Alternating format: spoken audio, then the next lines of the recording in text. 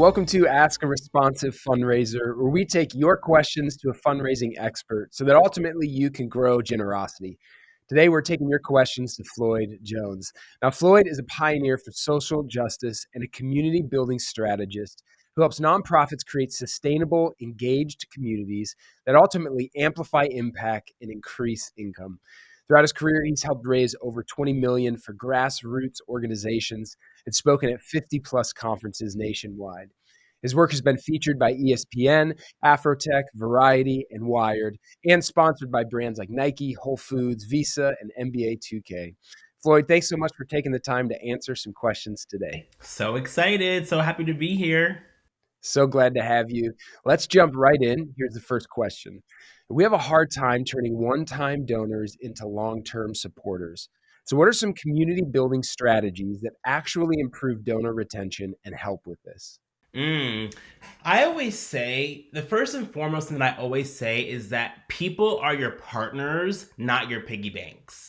People are That's your good. partners, not your piggy banks. That means you need to build the relationships first and then the revenue will come. You have to Yes. build with people first and then the profit will come. You have to build the community first and then the currency will come. Right? And so I created a framework called the 4 C's of community building that I always, when I'm always working with organizations, I'm like, where does this donor fall in your 4 C's? Okay. So the first C is catalyst. All right. It's catalyst, then it's communicate, it's convert, and then it's catapult. All right. So catalyst first is how are you capturing the attention? So a lot of times when people have the one-time donors and they're getting the one-off gifts, you did a good catalyst moment. You had a great event, you had a good a party that you threw, you had a nice little gala. That's when people are doing the silent auction. They're not really, it's very transactional at that level, right? You spark their attention, you spark their interest, and that's a good thing, right? But you can't stop there. You can't just stop there. If anything, if everything was just a firework, guess what happens with the firework, right? A Yeah. firework pops and then a firework goes down.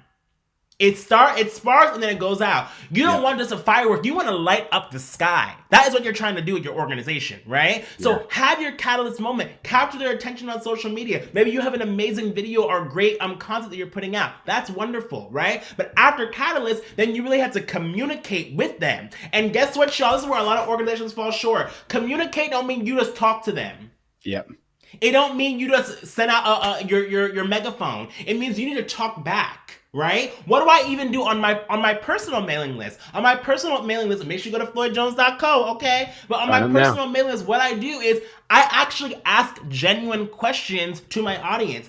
I'm literally sending somebody a book today in the mail after this call because they literally had a question about something. And I said, yo, I actually have a solution of it. Have you read this book? I have an extra copy because I'm building a real relationship with my people. I'm Yeah. building a real relation. It's a two-way street. So you have to communicate with them. This is where you're telling the story of your organization. This is where you're diving deeper. This is where you're learning their story, right? And then the third step is convert. That is where you're offering them an opportunity to be a part of what you're doing. This is where you're saying, okay, hey, I want you to go from a one-time gift to now maybe you're becoming a recurring donor to our organization. And y'all, that's always not the first step too, right? Maybe you're the first step is you're offering them a chance to volunteer, right? Many of you all know that I founded an organization called Back Black. So Back Black funds Black-led nonprofits. What do I specifically do with Back Black? Right? I'm actually building a cohort of people in each of my regional cities. I'm actually getting donors on the phone. We're sitting down for conversations. We're having dinner. And a lot of times these things aren't super fast and super sexy, but this is how you scale intimacy.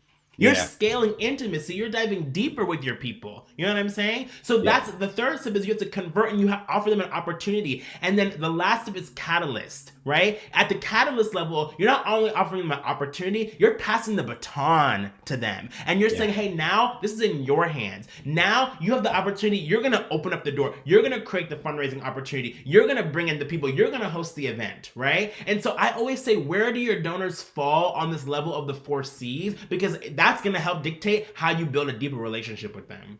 Yeah, that's such a helpful framework and such a really clear way, I think, for people to think about where their donors might fall. Thank you so much for sharing that. All right, second question.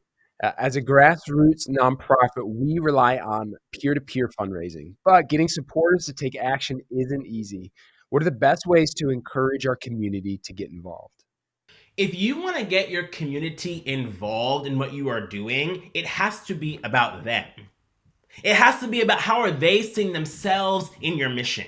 I always say you as a fundraiser are a bridge. You are a bridge between where your donors are and the change that they want to see in the world. You're a bridge between where your donors are and the impact that they want to have in their communities. You're a bridge between where your people are and the change they want to see all around them in their neighborhoods. And right now, baby, people need change, okay? Yeah. People are desperate for change. They are desperate for impact. They are desperate for hope. And my question is, are you going to be the vehicle that's going to get them to hope? Or are you going to stand in the way and be a barrier? Don't be a barrier. You have to be a bridge. So the way that you do that, you're having real conversations like I just mentioned. The way that you do that is that you're inviting them in. You're saying, hey, we have these 3 different opportunities. Which one excites you? The way that you do that is you actually go deeper into your data, right? I always say your data is going to give you the details that you need to succeed.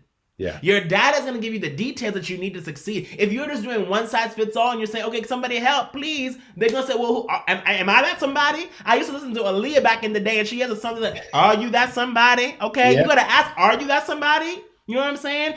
You don't need just anybody. You need the right people. And that is exactly what I talk about when I'm training organizations and I'm working with them. It's not just about finding anybody. You can find a donation. You can find a donor. But what you really need is a believer, because a believer is going to lead your organization to its breakthrough. Yeah, I love that. I love especially the way you talked about as you're answering that first question, scaling intimacy, but really knowing it's about relationship. It's about connection, and it's about understanding how you build that. That's so important. All right. Question number 3. We're collecting more donor data than ever, but we're not always sure how to use it effectively. A little bit to what you were just speaking about.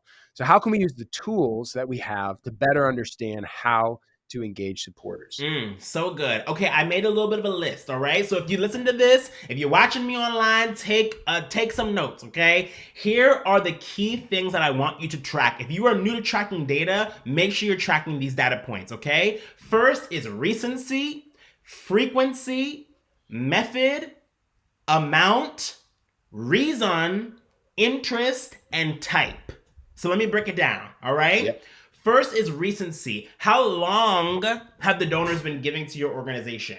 If this is just like a one and done thing, that's fine, but you need to understand how long have your donors been giving to your organization. Yeah. Second is frequency. How often are your donors giving to your organization, right? So maybe it's a monthly donor, maybe it's a quarterly donor. If they are an annual donor, because I remember they had a little bit of a question of that, maybe they're an annual supporter for the organization, around when is that donation happening? Are they responding to a specific campaign? Or is it an annual appeal, right? And that leads me to my next thing, which is reason, right? Why are they giving? Are they responding to a specific ask? Or do they want to give to a specific fund? Are they giving to a specific program within your organization, right? Then you need to look about method. How are the donors giving? I want you to also look at how are your donors giving. Is it cash? Are they giving through, they have all the Apple Pay, Google Pay, Cash Apps, all the things that they're giving now, cryptos, okay? Yeah. How are they giving? Because then that's going to also frame your approach to them, right? Is it cash? Is it check, right? Amount. And now so many people love to just filter by amount, okay? They love to just say, okay, well, they give me 1,000.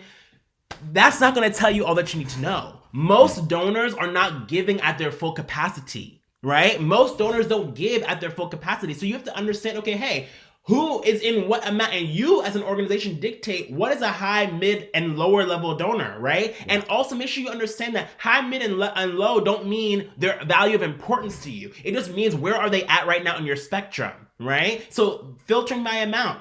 2 more, interests. And I talked about this before, but what topics are donors most interested in, right? Is it a specific campaign? Maybe you know every single event that they're getting involved in, right? When I built Back Black, we built it specifically around Black Philanthropy Month, what happens in August, right? We are specifically coming in and people are knowing every August, we're ready to go, right? Yeah. And then type, what type of donor is it? Are they a fundraiser? Are they a corporate sponsor? Are they a recurring donor, right? Understanding the types of donors within your community is gonna be really, really important. So then you can take them to the next level, okay? Yeah, I love that. And that's certainly something we really believe in, being able to listen, connect, to suggest, here's what's the right next step for the donor based on who they are and all the things that you just mentioned. So, Floyd, this has been great. Thanks so much for sharing your wisdom, your expertise, some really helpful frameworks.